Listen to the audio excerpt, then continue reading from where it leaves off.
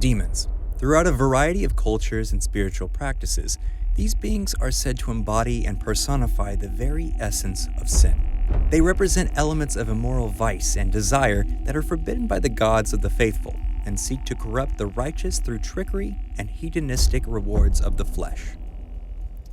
These demons are legion, but among them is one who is stronger today in the age of internet, streaming services, and moral fluidity, one who has ascended to the throne in just a few short generations. Who is this ancient being on the rise? None other than the manifest spirit of wrath and lust. Today on Scream to Screen, we'll introduce you to the ancient and powerful incarnate of sin, Asmodeus, king of the demons. Before we indulge in the devilish delights that await, make sure you subscribe to The Graveyard Shift and let us know in the comments which true-life horror stories you'd like for us to cover in the future.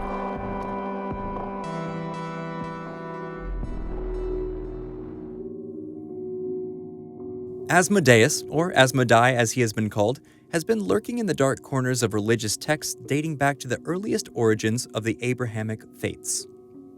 The name itself has the etymological meaning of wrath demon.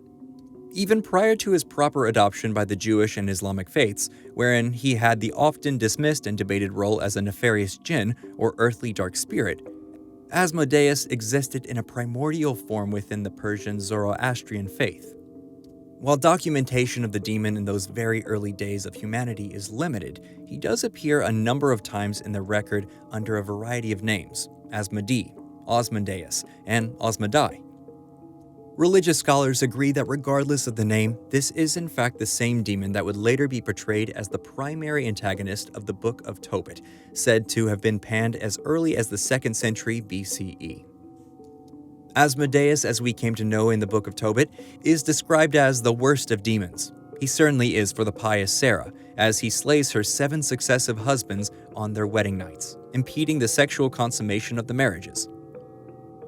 While his actions here seem to direct us otherwise, it was through this connection to carnal activity that Asmodeus may have come to be seen as the embodiment of lust as well as wrath.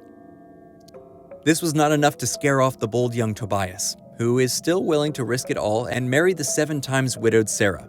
The demon Asmodeus promises the same deadly fate for him, but Tobias has consorted with the archangel Raphael, and through his divine being has been granted powers and knowledge that might protect him from the demon. As instructed by his attendant angel, Tobias places a fish's heart and liver on red-hot cinders. The resulting smoky vapor causes the demon to flee to Egypt, where Raphael binds him. In some translations, Asmodeus is strangled, but clearly neither effort lasts forever. Asmodeus was able to continue to punish those who displayed sinful carnal desire. Left with few options, Tobias prays to be free from such desire and is subsequently safe from the wrath of Asmodeus. In the Talmud, the text that defines much of the Jewish law and custom, Asmodeus appears again, here referred to as Ashmedai. His characterization in this text is much different from the Asmodeus of Tobit, rather than a vengeful celibate.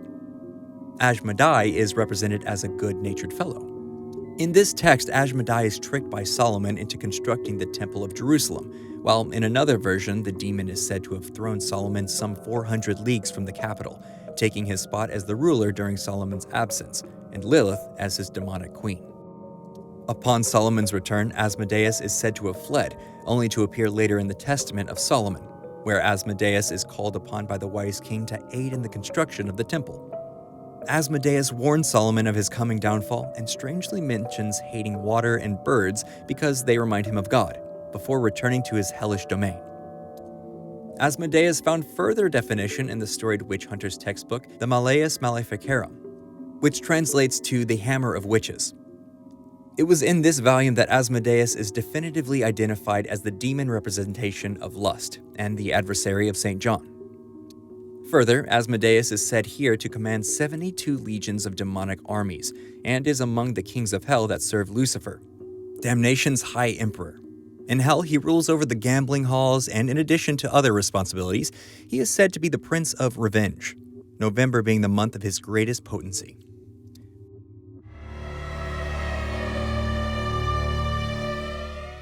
Demons can take on many shapes and appearances. Part of their deception is reliant on presenting to the unwitting as kindly folk, or something other than a monstrosity. This allows the demon to engender trust among the desperate and downtrodden, permitting the corrupting forces of these devils to be accepted without knowing exactly the kind of entity they may have met on the crossroads. That said, each demon has their own true form, the one in which they typically inhabit while ruling over their respective provinces within the circles of hell. Asmodeus is among the most bizarrely terrifying of the identified demons, a chimera-like being of such magnitude and awesome power that one is said to be at risk of succumbing to insanity when gazing upon the king. Our understanding of the true appearance of Asmodeus is derived from Ars Goetia, the Lesser Key of Solomon. Compiled in the mid-17th century, this grimoire of demonology identifies and further defines 72 demons, number 32 among them, King Asmodeus. Here he is described as horrifyingly strong, a being of near godlike powers and uncanny abilities, and he has all the physical characteristics one might expect such a creature to possess, and more. This three-headed titan looms like a tower. Each head bellows and screams, with brilliant plumes of fire and sulphurous smoke blasting from his three mouths as he issues forth blasphemous and profane words in a variety of tongues. One head is that of a bull, thick of neck, sinewy strength beneath fur caked with blood of the sinful, wicked horns splayed wide, while fiery eyes seek those who might seek revenge or lust without considering the consequences of sin. The central head is that of a man, raging, spitting demands of all who hear him. Atop this twisted guise, a gleaming crown, his royal symbol of his position among the lords of damnation as its king. His foul expression of disdain and judgment forever etched into his hell-born flesh. Finally, his third head, that of a ram.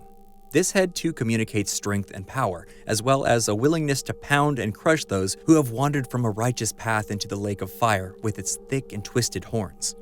Its beady black eyes penetrate into the very sinful essence each man and woman must do battle against during their time spent in the mortal coil. In addition to the many heads, a long, thick serpent's tail extends from the demon's humanoid body, lashing and flicking anxiously as the king seeks those who might meet his needs or require his assistance in their descent into torment. Wielding a lance the size of a Douglas fir, as if a weapon was even required of a beast so mighty, this seems almost for show, as hanging from the weapon is a long banner proclaiming his lordship over the 72 legions of inferior demons. This army at his beck and call to do his dark deeds for him, should he not wish to soil his infernal hands upon any servant of God that may stand before him. As if that wasn't enough, Asmodeus rides a dragon. For as large and mighty as the spirit is, the dragon is even bigger, able to hold the demon aloft, and with a few beats of his thick leathery wings, to take flight in pursuit of prey and those who would flee his terrible presence. The dragon is said to be invulnerable to attacks, its body covered in thick shingles of scales black as coal. Everything about this mount is a weapon. Its four legs each end in a series of talons like a reaper's scythe, razor sharp and deadly accurate. The dragon's maw is set with tusk-like fangs and rings of teeth, only made more dangerous by the dragon's ability to belch flame and render any who dare challenge the king Asmodeus into a pile of ash. Asmodeus is truly terrifying, knowing that he is able to appear as a seemingly normal and good-spirited man, as seen in the Talmud, only adds to the already incredible strength possessed by the ancient beast.